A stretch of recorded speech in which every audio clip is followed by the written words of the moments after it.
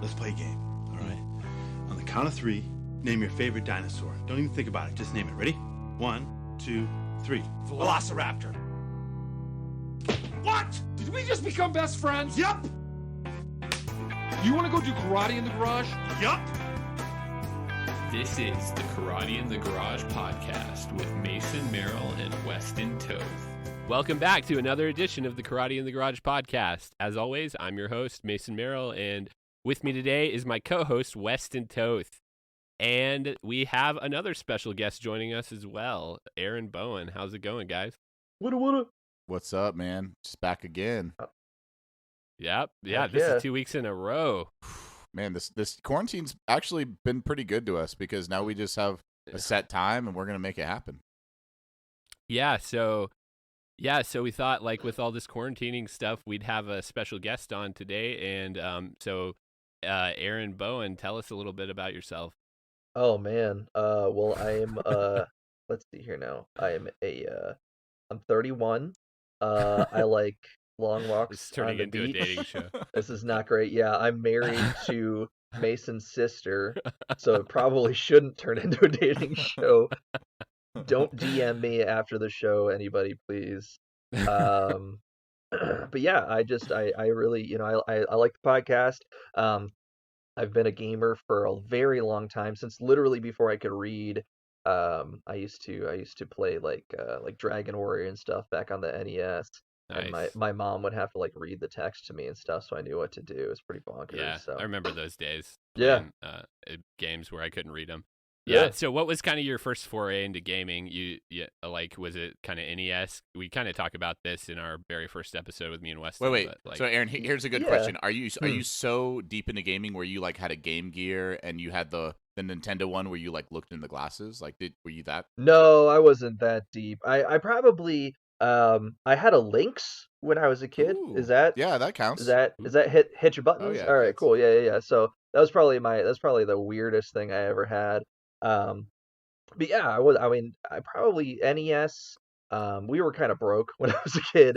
But I had the NES for a long time, played a lot of like Zelda and stuff. And then went around, I was in like the 4th or 5th grade or whatever, and I got honor roll all year. And so my mom bought me a PlayStation, and then I never got honor roll after that ever again. So yeah, 'Cause that's all you did. yeah, it's like Final Fantasy VII all summer, and I'm like, okay, cool, yeah. And then got super into PC gaming with StarCraft. I got really hard into StarCraft, which is why like I can type Gotcha. with one hand absurdly fast and stuff like that. Yeah. Aaron's no joke when it comes to gaming. Like, Aaron and Weston are more like the PC gaming strategy type stuff. I'm more on just like the fun enjoyment type thing. But they're pretty good at these things. Yeah, I don't enjoy gaming. I do it for real. I do it for work. This is my job. It's your job. Okay. Yeah, I would definitely say that me and Aaron. I mean, I'm definitely I'm casual hardcore. I would say basically like I play games all the time. I'm very into strategy games or like some of the more competitive stuff. And then Mason, like I like regular games too, just like casual. But you love like easygoing, super like casual games that you can play with like just your kids or something like that. Yeah, I like a good story-driven game. I like sports games. We've kind of talked about how we're the yin and the yang on that. I'm kind of like more of the casual scene, and you can kind of talk up the strategy competitive scene. Right. And Aaron, you're probably which side do you lean on, more of the hardcore side? Oh man, I don't know. It depends, because I I have them babies, but I'm also like, I'm pretty hardcore. It just depends. I'll play like ukulele with Noah here and there with my little boy, and he loves it. I got like the 2D side scroller ukulele on Epic Games when they were having a free sale, and just like like little casual games like that. But I also, back in the day, I used to play games. Literally 8 hours a day competitively. Yeah. And very like trying to win money and stuff like tournaments. Like, it was ridiculous. So I've kind of gone across the gambit. Nowadays, I try to be a little bit more casual about things because I have a family and a job and don't want to get too swept up. Yeah. But yeah. Right.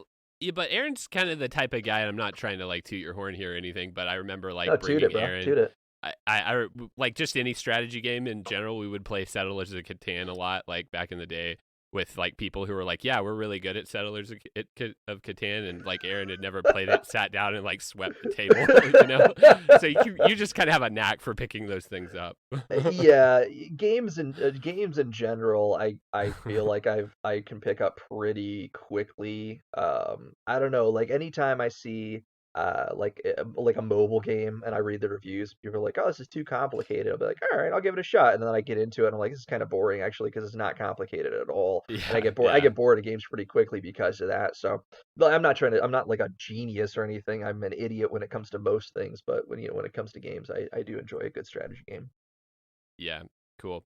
Yeah, so and also the evolution of our podcast name has actually came from the three of us. We had a band growing up together, and it was called Karate in the Garage. And so when we decided to come up with this podcast, me and Weston just kind of just naturally were just like, yeah, that's got to be the name, just because it's just bros having fun, Absolutely, absolutely. Yep. Okay, so we actually just kind of move on from that to get into the game we were playing this week, which I teased a little bit on the social media channels, which was Mario Kart Double Dash, and this is a game we actually all got to play together through the waves of the internet, which is pretty cool. Yeah, so we are all able to play the game together, which is fantastic. Just being able to kind of have a three-way battle. I thought it was really cool. I mean, it was from what at least for me, from what I remembered, it lived up to it and more. I really enjoyed it. Yeah, it was definitely really fun, and we all had a pretty good connection. So like playing the game was definitely a lot more enjoyable than just playing it on our own too. So. Did you guys ever try to play this game originally, or any like Gamecube or PS2 game online? Because it was rough back in the day, and now it is not bad. Oh yeah, all. well, just computers in general are like way better than they obviously used to be, but just better than the console systems too. So yeah, no, I mean this was super smooth and a lot of fun to play. It was really smooth. I actually never played this back on. I had a GameCube back in the day, but I never played this for the GameCube back in the day. But I thought it was a lot of fun. Wasn't my favorite of like the Mario Kart iterations that I have played, but I think it brought like some pretty unique experiences to the series that other games haven't used. So I thought it was pretty cool. Yeah, this is one of those games you can kind of visit and be like, it's a new experience, like you're saying, from the other games, because it's kind of got like a different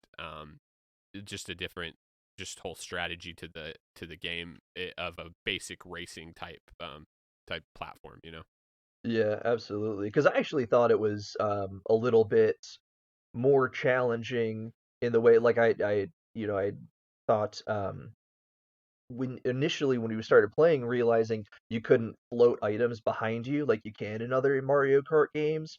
And so, because like in those types of situations, like if somebody red shells you, you can just block it with a banana that's been dragging behind you, And in this, you can't. You really have to like keep an eye out and time it so that you can drop a banana or a green shell or whatever behind you to knock that kind of thing away, so you can keep your place, because otherwise it's complete chaos. So I thought that was kind of cool. It added a little bit of an extra layer of challenge. It could be kind of frustrating at some points, but if you pulled it off, it was very rewarding.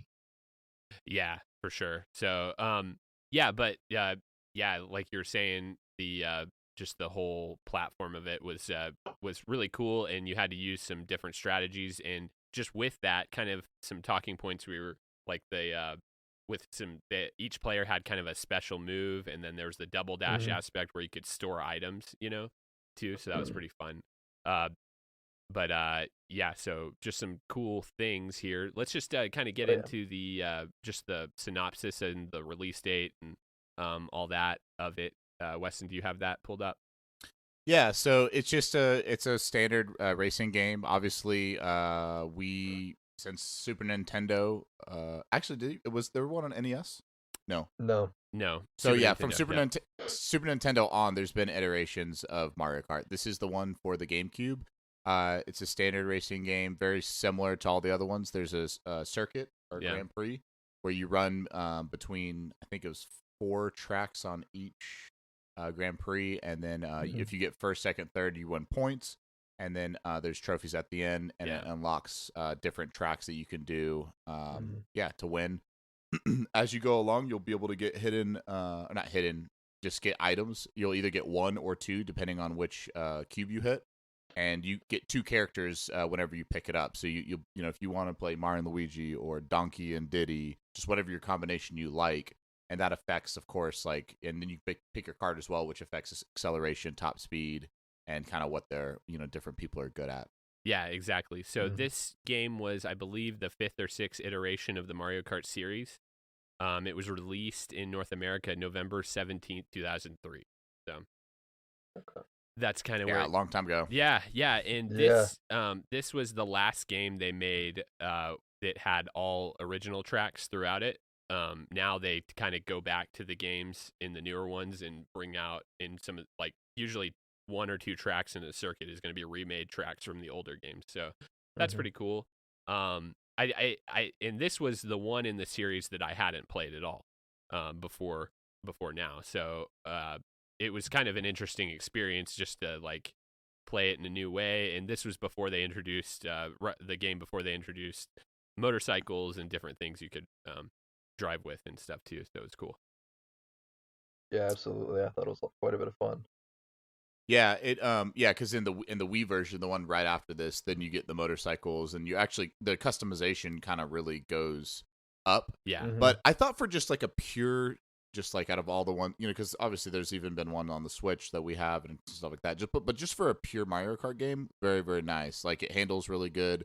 Oh yeah. All the items were good, and then depending on which character you have, you get a special item ability. So I played as Donkey Kong because I'm the gorilla of the group, and whenever I got bananas, it was a mega banana. Yeah. So it that was his little special ability. So you could get different and you could swap who's driving and who gets the items too. Yeah. So if you wanted, if you're trying to get a lot of bananas, I just kept Donkey driving, and then or in the back, sorry, because he was throwing the ones. Yeah, so or vice versa. As far as their special items goes, Mario and Luigi could throw fireballs. Mario would have red fireballs, Luigi would have green ones. Donkey Kong and Diddy Kong had giant bananas. Bowser and Bowser Jr. had Bowser shells they would throw. Yoshi Birdo had eggs. Peach and Daisy had hearts, and Wario and Waluigi had bomb-bombs. So, or Koopa and let's see, a Koopa Troopa and a Koopa Troopa with triple shells. Oh, really? Yeah, and then Toad and Toadette had broken. golden mushrooms. Yeah. So. Nice. Oh, that sounds broken too. Yeah, for real. And some of those are definitely way better than the other ones. Yeah. But the golden... I mean, Yeah. Go ahead. Sorry. I was gonna say, I was playing Peach the whole time, and I mean, it doesn't sound like much, but when you get hit with something, when her hearts are floating around you, it absorbs it, and you get to take it and use it against somebody else. It's pretty broken, and it doesn't go away. Yeah, that's pretty cool. I thought, looking at all of them, I thought it was all pretty balanced. Maybe Yoshi's was like a homing missile, basically. So it wasn't too much different than the red shell, but being able to absorb an attack and then use it was pretty cool, because you could even do that with the blue shell, right? I don't think the blue shell. I think that was the only thing that kind of overrode it, but pretty much anything else at that stage of the game was you were gonna absorb it and Gotcha. Use it. Yeah, that's cool. Yeah, so and then with Donkey Kong with the giant bananas, dude, Weston kept playing those giant bananas and was just ruining the course. And then they blow up into 3 smaller bananas. I mean, that's why on the mobile version of Mario Kart, that's what I always do. Is I always play Donkey Kong, because then and then if you set it up right, because you have different chance to get different items in that game. If you've ever played the mobile version, you can just throw bananas all over the course and just run off into the sunset. I mean, it's ridiculous. Yeah, so that was a pretty cool aspect of the game. I thought brought a lot of fun to it. Just kind of an extra thing that and it's funny, they went away from that in Mario Kart Wii and the iterations after that. So not sure why, but it was pretty cool. And then just the fact that you could switch have 2 characters, so you could really switch out special attacks too between characters and things like that. Yeah, absolutely. That added a lot to the kind of strategy combos that you could have. As far like you said, as far as being able to switch out the combos, things like that. And drivers tend to drive a little bit differently too, different parts and everything as well. Yeah. Mm-hmm. I thought all the tracks were pretty well made. What did you guys think? Yeah. Weston?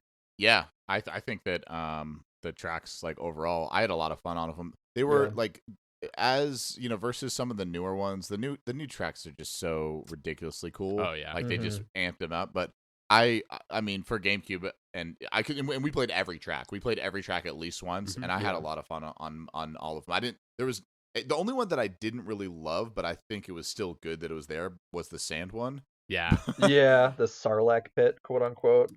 Yeah, exactly. That was the only one that I was like, oh, this is kind of annoying. But all of them were pretty good. Yeah, no, solid. Yeah, it was fun, and that's funny that particular track was also in Mario Kart Wii as well. So and I think it's been in the newer one too. So the Nintendo really liked that. The creators of this game really liked that track. The one I didn't like was the city, because it was pretty confusing. I was literally about to say that, because the reason I didn't like it was because the city they did before this one was N64 with and that was awesome. That was a great track. Yeah. So they digressed in this one. Yeah. Yeah, it was just a little bit extra, I think, that city track, because there's so many little paths that you could take, and it got a little bit silly. Yeah, and they never remade that track, so I guess they felt the same way too. Yeah, so as far as we're kind of just go down the list here. We've talked about the features. So as far as the graphics, what'd you guys think about that? I mean, I feel like they held up decently. You say it's a 17-year-old game. I frankly wouldn't really. I'm surprised hearing that it came out in what did you say, 2003? Yeah. So I mean, yeah, that kind of surprises me quite a bit. I mean, all things considered, it looks just as good or better than some indie games that get made nowadays that I'll play. Like if you played like FTL or something like that, doesn't look as good as this. I mean, granted, it's a Nintendo game, it's a big budget studio, but still, I mean, 17 years ago, you would think that it wouldn't have as much longevity. But yeah, it still looks solid. Yeah, Weston. Yeah. Your thought? I completely agree. I think overall it was just pleasant to look at. Yeah. The good thing what Nintendo does is they do things simply, but do it where it's really nice, but it's not like they don't just add a bunch of random stuff just to make it like cooler. They just like, no, this is what it is. It looks great. And it's what it needs. They're not gonna, and they know their games or their systems capacity. So they basically just were like, we're just gonna make the best Mario Kart we can for this time. It still looks good. I really like. I could have played that thing for hours and not been like, God, these graphics stink. Yeah, no, absolutely. I was absolutely shocked. I would say, like, as far as the graphics goes, everything was smooth. There was no like geometric stuff. It was everybody was smooth around the edges. It looked really nice. The gameplay, the road had enough detail and things to the point to where I didn't see much of a leap between this and 6 or 7 years later Mario Kart Wii that came out. Oh, absolutely. And especially because I mean, like, I'm playing on a computer screen. It's 17 inches. We've got it in 4 little boxes, and I mean it's like a 7-inch box or whatever in the corner. And there's a lot of games that if there's a lot of pixelation or anything like that, it's not going to be crisp and easy to like see and navigate and what have you. And I didn't have any issues with that. I have bad vision to begin with, so I didn't feel like any of that was an issue at all. Like you said, as far as the outlines and the textures and things like that. And the frame rates were like really, really smooth. Yeah. So there was no skipping or like desyncing of the frames. Like they were super smooth, which is that's like one of my pet peeves in games is when like even new games are not getting they'll even go down below like 30 FPS, and it is so disgusting to look at. But whenever it's like, I mean, this game probably, at least for me, it was running basically like exactly 60, and it looked great. Yeah, absolutely. Yeah, the only thing we had was just a little bit of a lag at network lag. Some points of the games, but that was network based, and it just kept on right with that and all that once the lag cleared up, obviously. So it didn't really take much away from the game as we went. So, but yeah, and it was really affecting all three of us too. So it wasn't like at the same time. Yeah, exactly. It was just like all of us trying to synchronize together. It wasn't anything wild. Yeah, so just kind of moving down the sound of this game. I had it turned down when we were playing last night, but I was playing with it by myself, and it I thought, it's just a typical Mario game, but it wasn't like it. All the tracks had different tracks. The soundtracks had different sounds. The tracks had tracks. Yeah, so it was cool. It wasn't like anything repetitive over and over again. You were hearing kind of thing, like some of these games do. So yeah, it was solid. Yeah, absolutely. Yeah, so as far as that, and then we get down to replayability. How'd you guys feel? With just like walking away, would you play it again? Would you? Are you good? Like, just as far as just kind of like left you with a good taste in your mouth, or just like, yeah, I'm good now. For me, we literally, like I said, we played every track on this, and I was still like ready to play some more. Yeah. So the replayability is definitely 10 out of 10. It didn't. There's nothing that annoyed me that I was like, man, I just like we got to go to the new version or anything like that. Like I could definitely replay it again. Yeah. Sorry, go ahead. Yeah, I feel like the only reason we stopped playing is because it was getting so late last night. I was still, good to go. It was just like Aaron's on a different time zone, and it was just getting really late. Or else I think we would have even played longer. Yeah, sure. I was literally going to say, like, if Katie didn't come down here and start yelling at me that I was being too loud, because we were having so much fun. It was awesome. And I mean, there's definitely a lot of replayability. I will say, like, I think a lot of that for me just comes from like hanging out with my buddies, playing the game, goofing off with each other. I probably wouldn't play it by myself, frankly.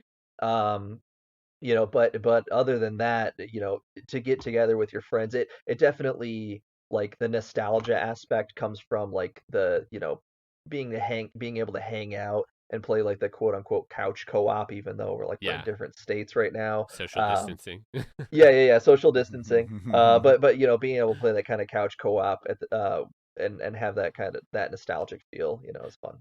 Yeah, and it's cool because like all of us, you can have a big enough screen now that like even the boxes, you can make it pretty big on your your desktop or laptop or whatever, so it doesn't really bother you. It's not like the old days. I mean, Weston always had like the huge TV, but like the old days of like hanging out at like somebody's house with like the 17-inch CRT. Oh, God. Dude, I have two 27-inch computer monitors, and I'm about to get a third one. Yeah, I have two 27s. Yeah. So, well, I mean, this was easy peasy, but yeah, dude, I don't even know how we did it back in the day when, there's 17-inch CRT. It's like, oh, yeah. Yeah, of course, your parents had like the big screen, so it was always fun playing games at your house, Weston, as a kid. Yeah. I know. My dad was definitely like, he made good money, so we always had the nice stuff. Oh, yeah. It's all good. For sure. I'm not hating. I just really enjoyed it. Like, everybody went okay. Yeah, everyone, like, when I was a kid, everyone wanted to come to my house. We had the big flat screen TV, and which was what's called a rear projection TV. I don't know if you remember those. Yeah, it actually projects onto a mirror that projects on the screen. That's we like had one of those. That was the only reason anybody was friends with Weston back in the day. I mean, why do you think people are friends with me now? Come over and see my nice stuff. He's got the games and the snacks. Like that. Exactly. That was. Yeah, my mom always bought fruit roll-ups and all of the candy and all the chips. So people would just be like, "My mom makes me eat asparagus and broccoli every day. Can I come over?" I'm like, "Yep." What do you mean? I didn't even want the junk food because it was around all the time. So my friends would come over and tear it up. Yeah, that's awesome. My parents weren't too bad. They would buy us snacks too and stuff. But oh yeah, they would. Definitely made the whole experience of the TV and all that some good times. So. But yeah, like I think the pull to these games is really being able to play together. So I'm really glad we got kind of a group.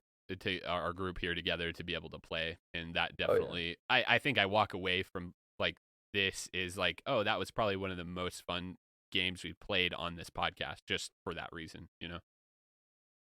For sure. Yeah, and this game is meant to be played together. Like, I mean, it's not, I even my new Mario Kart, I played it alone just to get a couple characters or some stages, but I don't want to play it alone. I want to play with my friends, and that's what we did, and that's why.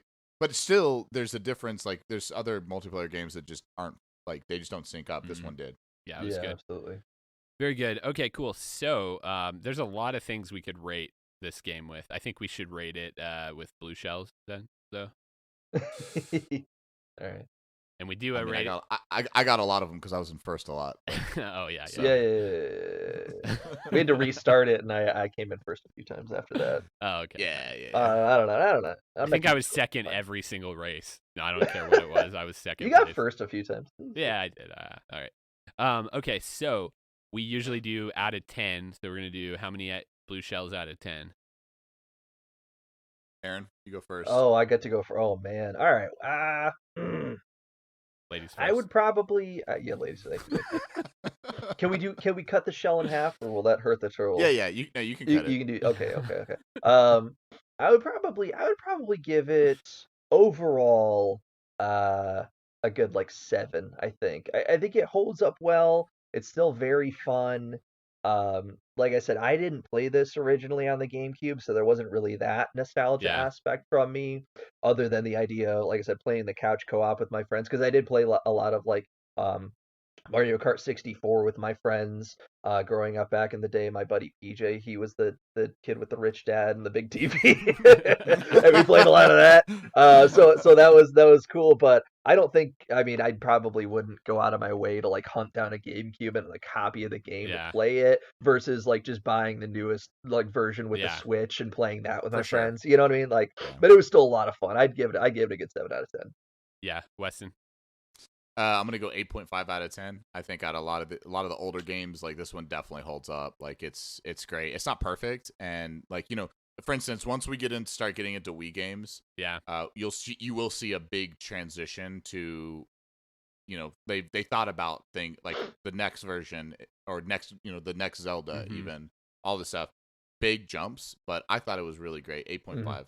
Yeah, for sure. I'm right there with you, Weston. Mario Kart has a formula that's always worked, and they've kept to that formula. But the fact that this one strayed a little bit, it didn't throw off the game. It was good for me, like personally. So yeah, it definitely 8.5. Like you said, the new games have even improved upon that, especially Mario Kart 8 Deluxe for Switch. It's a perfect game in my opinion. Yeah, yeah, I know. Like I think that's a 9 or 10 out of 10. Yeah, it's a great game for sure. Cool. All right. Well, that was we'll put a pin on that one and close the book and move forward. I'm gonna delete it off my computer now, I guess. Yeah, another one bites the dust. So, okay, so do we want to talk a little bit about what we're gonna play next week, or do we want to kind of get into some of this other stuff we're gonna discuss first? Let's talk at the end about what we're going to play next week. Okay, cool. So today some news dropped that Nintendo is reportedly, in this Mario vein, they're reportedly planning on remastering for Switch to celebrate Mario's 35th anniversary, a bunch of different titles. I'm excited. Yeah, man. So I might have to get one. Yeah, no, for sure. The reported is Super Mario 64, Super Mario Sunshine, Super Mario Galaxy, Super Mario 3D World, which I never played that one. Or no, that was... Oh, yeah, I did play that. That's the side scroller. Sorry.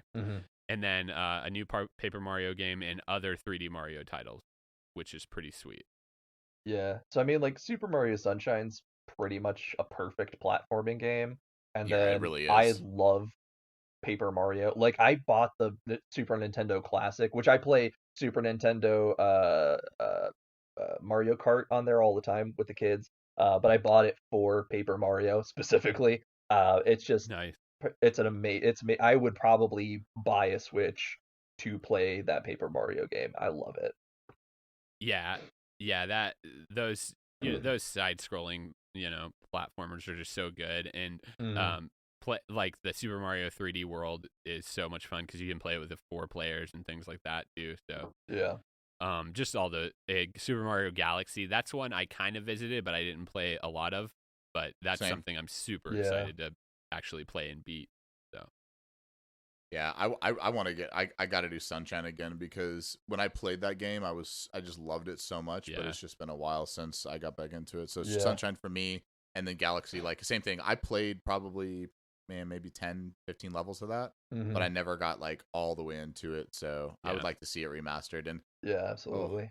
I think my biggest thing with those games is I really hope when they do bring them back, because obviously, the older Nintendo games have that kind of like arcade difficulty quality to them. I kind of hope they retain that and they don't kind of just like suss it out so that it's accessible to everybody and it's so easy and carefree. And I just really hope that they do kind of keep it true to the originals when they do bring them out. Yeah, no, I'm excited. And so they were going to announce this is like a Super Mario Party Pack at E3, but since E3's canceled, they kind of the news leaked, and they're planning on how to really announce everything that's going to go along with this. So there will be some more news, it looks like, coming out for Nintendo on this front. That'll be cool. Did that article say, are they releasing it as like one game with all of that, like one $60 game with all of that combined, or is it going to be separate downloads? It doesn't say, but I would assume something to that similar vein, Yeah. If they package that all together, that's like the value of the century right there, in my opinion. Yeah, for sure. Even, I don't know. Even if they sold them cheap individually, I'd be fine with that too. I'm not going to pay $60 for Super Mario Galaxy, but No. I might pay 20, something Yeah, like that. absolutely. So. Absolutely. Yeah, so cool. But Switch does have like the throwback with their subscription thing. That's what, $30 a year or something. They do have all the throwback games, so hopefully they'll put them in there or something. Some of them. Yeah. Coolio, anything else you want to add on that front? That was pretty cool news that came out to just drop today. So. Yeah, it'll be nice when we see it come out and we're able to test it. But I mean, those are all really good games, and I'm glad they're going to be able to do that. Do that with Star Fox really quick, and then I'll be happy. Oh snap! Don't even get me that excited. Yeah, for sure, I love that game. If they just announced that, I'd 100% go out and buy a Switch immediately right now. Do it. I don't even have the money in the bank to do it. I'll do it anyway. I'm gonna use that stimulus check and buy it. Nice. Okay, so moving on from that, another thing I wanted to discuss. This has been out for a little bit, this news, but HBO is planning on turning PlayStation game The Last of Us into a TV series on HBO. Yes. I'm very hyped for this. I was a big fan of The Last of Us when it came out, and I really am looking forward to, because the initial rumors that I had seen was that it was going to be a movie, which is still awesome, but it really, I think, deserves to be a TV show just because of the breadth of everything. Yeah. And the ability to really take the time with it.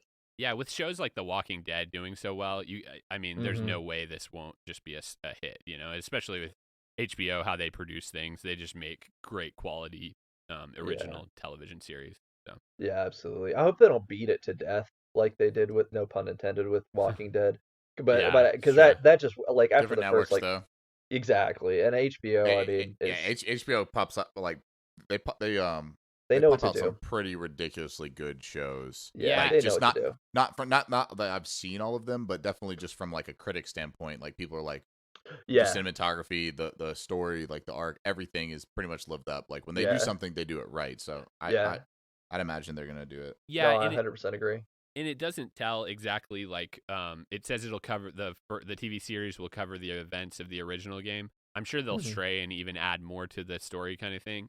But as far as, like, I can't see it being like a 10-season run, on one game or something. Right. Either. So it'll probably be a short, couple seasons maybe, on that front, which would be cool. Yeah, because that first game is probably like 30 hours worth of gameplay roughly. And I mean, you're not going to translate all of that into a TV show. I would say probably, 1 10 episode season, 2 8 episode seasons if they stretched it. Yeah. For that first game, and then the Last of Us 2 is coming out sometime soon, I think. So I would imagine they'd probably suss that into the mix as well. Yeah, that'd be cool. Yeah, I think we talked about this before. I haven't actually played The Last of Us, but it definitely makes me want to play the game and then go watch the series. Oh yeah, absolutely. I mean, even Katie, she's not a gamer at all, but she was quite excited to see that the Last of Us was getting a show. She even liked that game. She thought it was cool. It's very innovative and has some really interesting themes and everything.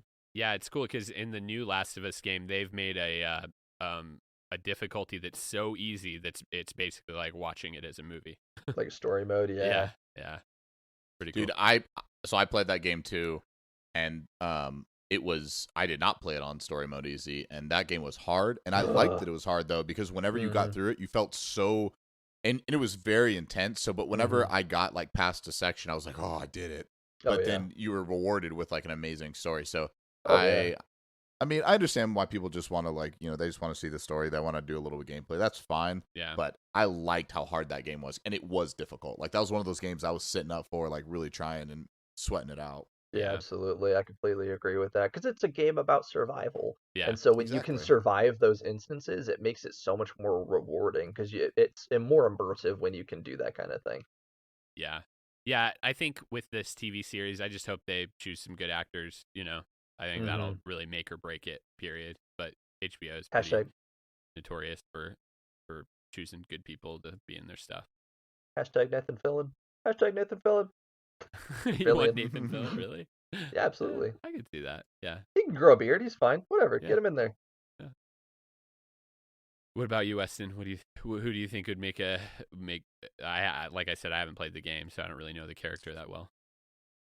I don't know. I'd have to think about it. Like, if we would have had this, like, if you asked me that question, I could think about it for a little bit. I would probably have a good answer for you. But I'm just no. It's not you. Like, I just have to.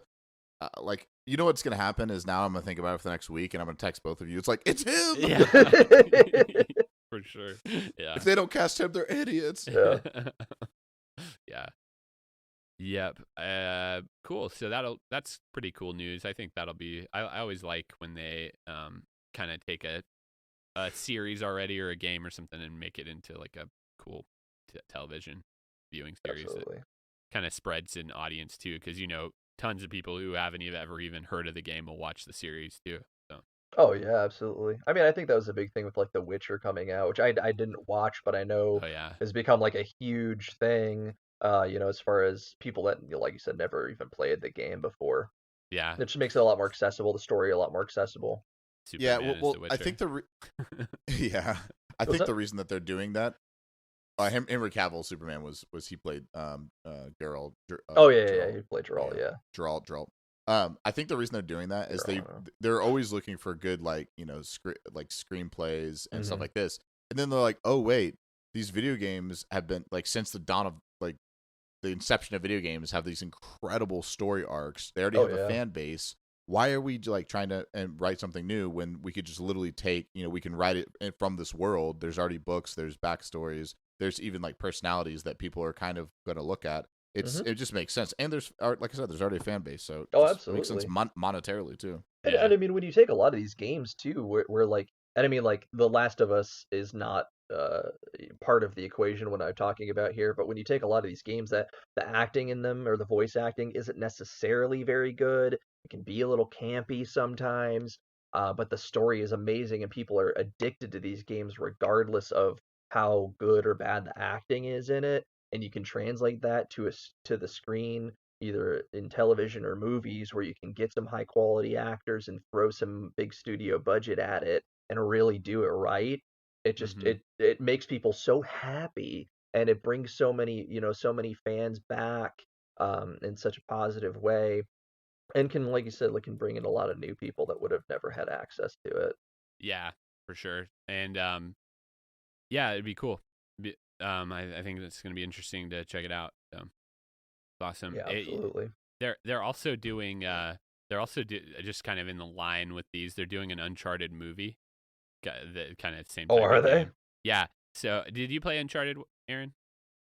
No, I played it at your house for a few minutes, and gotcha. It wasn't entirely my cup of tea when I played it. I liked it. But yeah, I didn't really get into it, the whole series. I probably should. I probably would enjoy it now, yeah.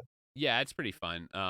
The only thing about the movie is they've cast Tom Holland as Nathan Drake. I don't know about that. Yeah. He's just a baby. Is it like a prequel? No, it's supposed to be set on the baby. Yeah, it's supposed to be set on the events of the first game. And then I don't like that. Mark Wahlberg's going to be Victor Sullivan, the guy who was with him, like the older guy. I think they should change both of those roles around and then digitally age Tom Holland. I think that's what they should do. Yeah, exactly. Yeah, just make Mark Wahlberg as Nathan Drake. Nathan Drake. He's just going around shooting people, saying say hi to your mother for me. Yeah. Where's my treasure, guys? Guys, where's my treasure? Where's the Transformer? I'll see you at Wow Buggers. Oh, that's hilarious. And then Antonio Banderas is going to be in the movie too. So I'm just looking at the IMDb. it's set to come out next year this time. Does he play the girlfriend? Maybe, I don't know. We'll see. That'd be cool. While we're at it, making weird casting choices, might as well. The only people they've credited is Mark Wahlberg as Victor Sullivan and Tom Holland as Nathan Drake. So. All right on. I'll give it a shot, but I'm skeptical. I just don't see Tom Holland as Nathan Drake. So. You never know. Hey, you know what? I think in general we're all always skeptical about these movies coming out with our favorite characters and stuff. And like it was like even the Sonic movie. I mean, when that first trailer came out, they took a year to redo it. When that was a fun movie to watch. Yeah, we talked about that last week on the podcast. Yeah. Oh, did you? Okay, yeah. Yeah, but no, I'm glad you thought that too. Especially you have kids, little children too, so it was just fun. Yeah, for the family, I took my 4-year-old to watch it. He won't stop talking about Sonic. He shouts "Gotta go fast" and runs around the house like a psychopath. Like he loves it. He loves it. Yeah, they're cut. My kids and your kids are cut from the same cloth, so that's pretty much the same thing in my house. Yeah, absolutely. They have the same genetics running through them. Yeah. Well, 50-50 anyways. I mean, we didn't, make babies together. Yes. Or did you? Or did we? Just one kid is going to be able to grow a better mustache than the other one. You're going to have the first, 8-foot tall Asian and half Asian kid in history. What are you talking about? It's true. All right. Okay, so moving on, some other news that dropped today was just kind of in the world we're living in with this COVID-19 thing. Pokemon Go is soon going to let you do raids from your house. I play a lot of Pokemon Go. I know, Weston kind of comes in and out of it. Aaron doesn't play that much, but at all. Yeah. Yeah, and I'm super excited about this because whenever I'm home, I definitely would play it. I just the problem is when I'm out and about, I'm normally either working or I'm just driving around, and I don't if you have to go to the gyms or go to the stops, I'm just not always around. Where my old house, I was across the street from a gym and a spot, so on the way home and to work, I'd always stop in. There'd be some raid there. I'll raid or whatever. But with this, I'm it's not like I'm getting my exercise, but sometimes it's just hard to go to specific stops and get all get some eggs or whatever. But with this, if they can make it a little bit more home friendly, then I'm down. Oh yeah, I think that's cool. They're also reworking Pokemon Go Fest to be able to do it basically from anywhere too. They kind of just teased that. They're gonna have more information about that, but I think that'll be cool too. I like the game. I love Pokemon. Pokemon's top 10, top 5, top 1 game. I love Pokemon. It's just hard to find time to literally and especially in Austin, where it gets super hot. So on the weekends when everyone's, that's the only time that I could really go out. And I do sometimes when there's an outdoor shopping area called the Domain. And whenever around there, I'm I'm hitting the stops. I'm trying to battle everything else, but it's just being able to do it at least part of your progression, you can still level up at home, would be nice. Because I'm all for trying to get kids outside and go walk around. Because I the step counter, once it was synced with your watch, it worked really good for me because I walk on average 7-8 miles a day, so I could hatch all my eggs. But I still had to go to the stops, and what if you don't really go there still has to be a better way to do raids, especially raids, because I only have 3 legendaries because I've only done 3 raids. But this will be nice even if it's part progression, some raids at home, and then once this thing cools off, we can do some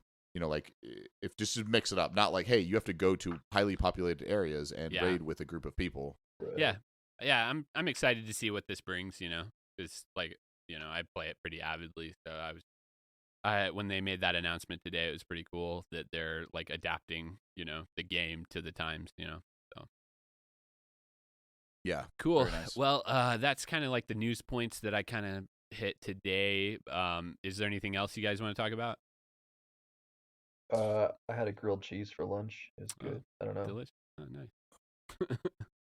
Grilled cheese, man. That's pretty good.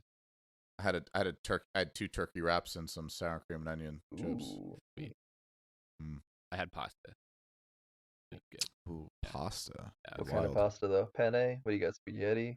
It was Somebody like, get Paul in there. Do you have the spaghetti? it's like the got that twirls. spaghetti. I don't know what you call that, but that What's was your good. spaghetti policy here? The spirals? Yeah, the spirals. Spirals? Yeah, that's I what don't know I if those ones. I think that's. I don't know. I'm not gonna out myself as a non-Italian on this podcast. I don't know what it is. All right. Anyway, moving on. So,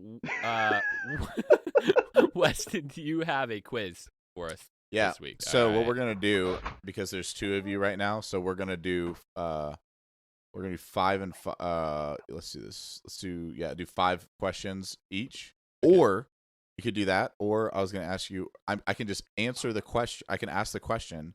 Someone buzz in, or just, and then whoever How about we do buzzes this? in. We'll both answer the question, but and whoever gets the most out of those 5 right wins. What? Okay. Well, I mean, I have more than 5 questions. I was gonna do 5 and 5. Okay. How about we do 10 questions and the most get the most out of 10? We'll both guess. Are we doing like a buzzer, like someone's got to buzz in, or are we just gotta doing go like a go for it? Yeah, I guess we could Exactly. do that. That makes sense. Okay. Yeah, let's do that. We'll do a buzz in. I'll whistle. Okay. So, Guys, I can't whistle. No, I'm just kidding. How long do we have to answer the question? I'm very competitive. I need specific. you can have 5 seconds. All right. 5 seconds. And I'm they're not gonna get multiple. this. They're multiple choice. Oh, okay. All right. You'll All be right. all All right. right. All right. Yeah. All right. Yeah. all right. So basically, you ding in and just try. Can and I then dig in before you're done reading the question? No. Let's get through All the right. question. All right. Oh, all man. right. All right. Okay. All right. Some baby rules, but all right. Whatever I you love guys our want to do. competitive. It's fine. Well, it's okay. No, we're just gonna go. We're gonna go as soon as. Yeah. How about this? If you know the question, but you have to let me finish asking it. But if you don't want the multiple choice, you can ding in and Okay. just All say right. your answer. All But right, if you I'll live don't with get it that. right, the other person gets to hear all of the questions and then answer. Okay. That's the deal. Okay, I can live Okay. with that. That's cool. That's cool. All right. Cue the Okay. music. All right. Here we go. All right. Ri-di-di-do. Okay, Andy. All right. In what year was Sega Genesis released in North America? A. 1999, B. 1989, C. 1975, or D. 1991? Beep. Beep. That was Mason. That was Mason. 1991. Wrong. Ah. Aaron? Oh, I guess it's got to be 1999 then. Wrong. It is 1989. Really? Okay. Yeah. Sega Genesis. That was like Sonic the Hedgehog and stuff. Yeah. That's why I thought it was 91. 'cause I thought- 89? Yeah. 89, homie. That's crazy, dude. I didn't That's realize it was that. bananas. Yeah. Yeah. That's the year I was born, so I was still Well, you crapping my should've known it. pants. Yeah. All right. All right. 0-0 out of 1. All right. Option number 2. Which of the following video games take place in a dystopian underwater city called Rapture? Ding! A. Aaron? It's Bioshock. You are correct. All right. I wouldn't know. that. Bioshock is a first-person shooter that was released in 2007. I actually borrowed your copy of Bioshock. Still. Yep, played and your that. mom threw it away. Did she? Yeah! Or maybe that was Assassin's Creed. It was one or the other. Anyway. I don't know, dude. I don't. My mom normally wouldn't throw that stuff away, but either way, sorry about that. That's okay. I forgive it. Okay. It's been like 10 years, so. It's been a lot longer it was, than 10, it I was think. yeah, I was gonna say it was released in 2007. It's a little past that. Yeah. Okay. Question 3. Question 3. Aaron 1, Mason 0. Yeah, I'm keeping What the score. Nintendo? Okay. What Nintendo system was released after the N64 and before the Wii? Ding! Is that Aaron? Oh, the GameCube. You are correct. GameCube could. Also known as the system we use. Exactly. All right. All right. Go ahead. Okay, Aaron 2.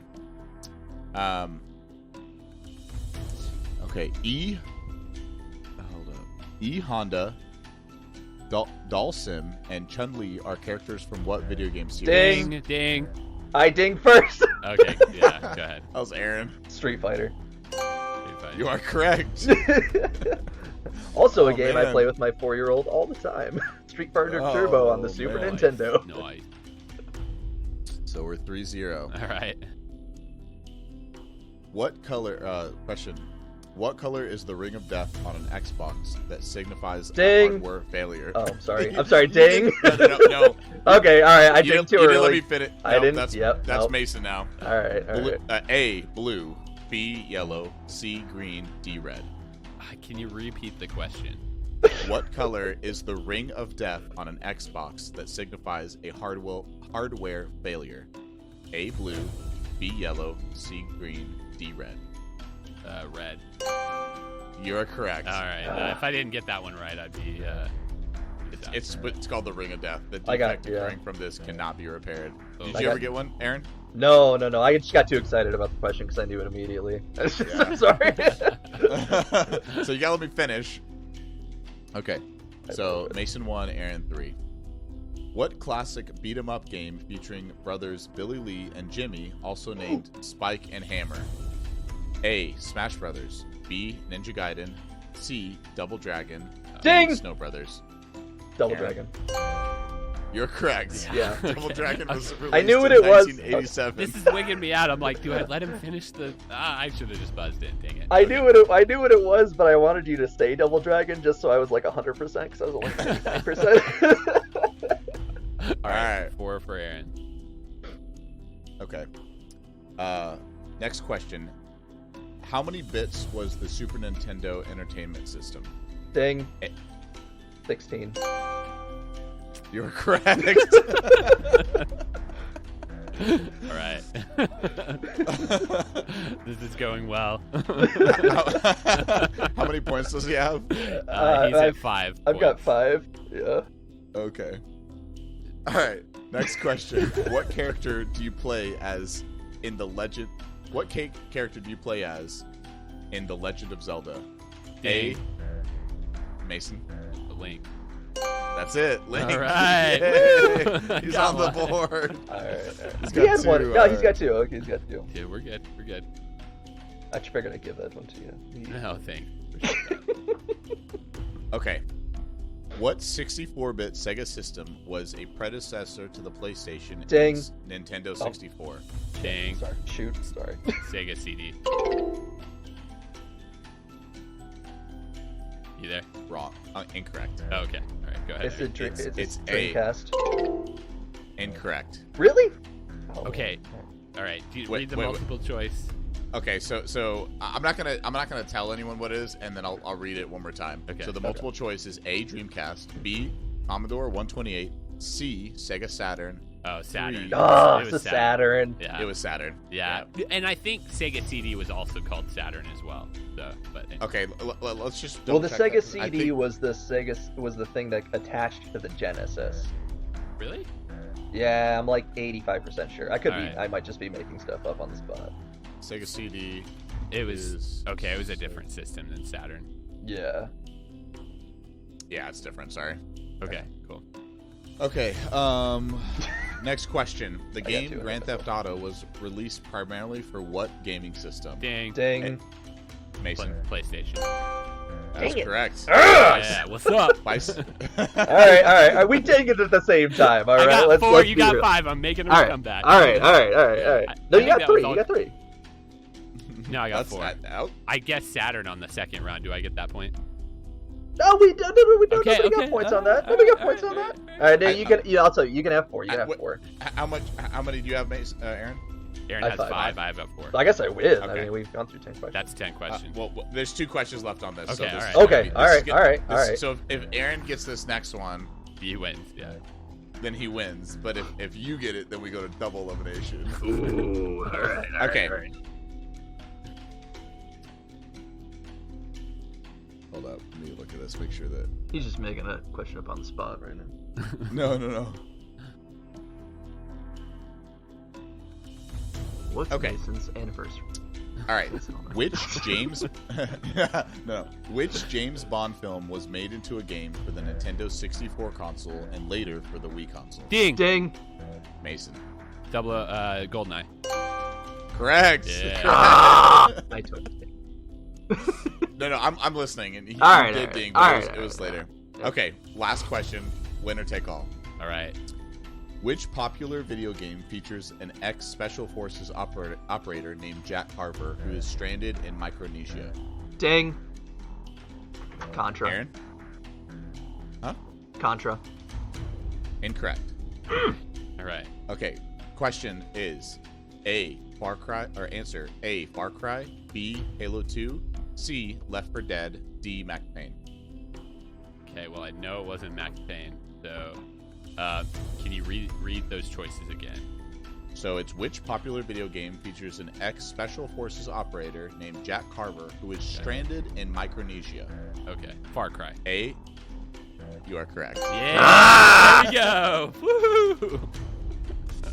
Aaron, you had it in the bag, but you rushed it, man. I think Mason was given some points that were illegitimate. That's all right. And I am going to listen to the re-listen of this podcast and contest this. This is going to be like Patriots getting Super Bowl titles taken away from them level stuff right here. Honestly, if you would not have rushed it and just heard it, I know! Far Cry. Like, it was your own. It's my hubris. I can't help it. I get excited. I'm sorry.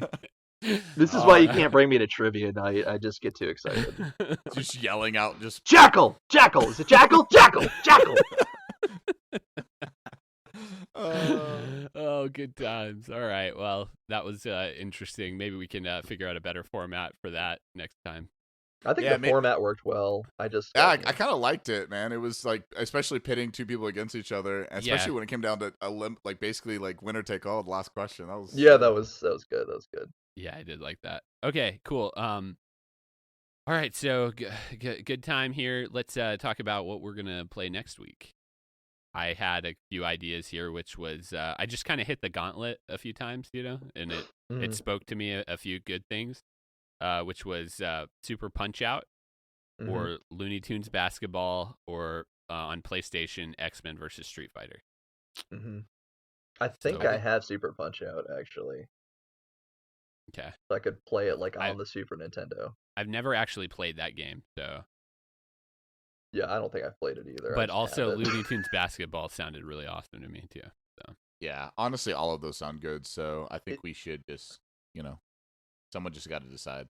I like all of those. Is Looney Tunes Basketball, is that basically just like Space Jam? Is that yeah, pretty much. Basically. I was watching Space Jam the other day with my child, and yeah. We should do a cross episode between How Did This Get Made of Space Jam and that game. I think that'd be a good one. Be cool. I don't know what that is, but okay. Oh, they review movies that aren't very good, and Space Jam is one of them because it's a completely lunatic and nonsense premise for a movie. But yeah. Wait, what is it? Is that Mystery Science Theater? No, How Did This Get Made? It's a podcast. Different podcast. Oh, okay. Have you ever seen Mystery Science Theater? That's what they do too. They just watch, bad movies, and they're just like, "What is this guy doing?" Yeah, exactly. No, I love MST3K. It's some good stuff. Nice. I mean, I don't know. It's your podcast. It's up to you guys. What you want to do? I'm just guessing here. What do you think, Weston? What sounds good to you? I think we should go for some Looney Tunes Basketball. All right, that's decided. Cool. I'm down with that too. So I do want to play Punch-Out at some point though, so maybe we could do that the next week. Okay, yeah. I mean, it'd be nice to have two in a row. So yeah, cool. So we got Looney Tunes, and then we got Punch-Out coming at you. All right, well, thanks for joining us, Aaron. Yeah, thanks for having me. It was super fun. Man. Yeah, maybe you want to come back next week? Yeah, sure. If I'm able to, I absolutely will. Okay, I got to check my schedule, I don't know where I'm gonna be. I might. You're definitely not going to be home. I might be in the kitchen. There's a living room. I got 3 rooms upstairs. You never know where I'm gonna be at. All right. Sounds good. Okay, well, until next time, I guess we'll see you next week. Later. Bye. If you'd like to send us a message, you can email us at kitgpodcast@gmail.com or tweet us at kitgpodcast on Twitter.